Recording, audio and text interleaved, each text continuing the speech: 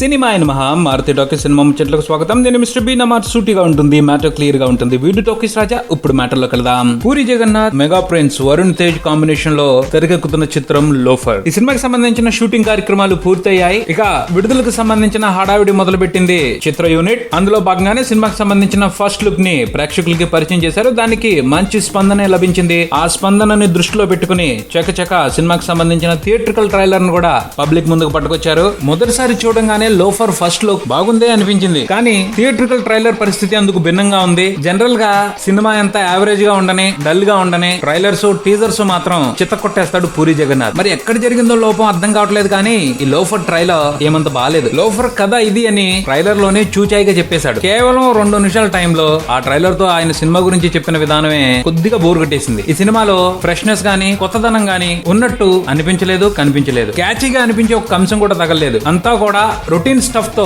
ఈ సినిమాని చక్కగా ప్యాక్ చేశారని అర్థం చేసుకోవాల్సి వస్తా ఉంది. బహుశా ట్రైలర్ కట్ చేసిన వాళ్ళు ప్రాపర్ గా చేయలేదో, లేక వేరే ఏదైనా కారణం కానివ్వండి, ట్రైలర్ అయితే ఇంప్రెసివ్ గా లేదు. ట్రైలర్ స్టార్టింగ్ లో చిన్నపిల్లోడుగా ఉన్న హీరోని వాళ్ళ నాన్న తీసుకెళ్లి నాకంటే పెద్ద లోఫర్ ని చేస్తాను అనే పాయింట్ కాస్త ఆసక్తి కలిగించింది. ఆ తర్వాత ఏ అంశం కూడా పెద్ద ఇంప్రెసివ్ అటెన్షన్ తీసుకోలేదు. హీరోయిన్ ని పాటల కోసమే వాడుకున్నారని తెలిసిపోతా ఉంది. అలీ, బ్రహ్మానందం షార్ట్స్ వేశారు, కానీ వాళ్ళ కామెడీ ఏ రేంజ్ లో ఉంటది అనే దాని గురించి మాత్రం హింట్ ఇవ్వలేదు. వాళ్ళు ఉన్నారుగా, ఏదో రకంగా నవ్విస్తారులే అని మాత్రం చెప్పి వదిలిసినట్టుంది. ఆ పైన ముఖేష్, ఋషి సహా కుప్పలుగా రౌడీలు ఉన్నారు. వాళ్ళందరినీ పద్ధతిగా వరుణ్ తేజ్ కొడుతున్నాడు, పొడుస్తున్నాడు, పొడిపించుకుంటున్నాడు. అంటే యాక్షన్ సీక్వెన్స్ దండిగా ఉంటాయని చెప్తున్నారు. ఆ పైన మదర్ సెంటిమెంట్ తో పూరి జగన్నాథ్ రొటీన్ గా ఏదో ట్రై చేశారని కూడా అర్థమవుతానే ఉంది.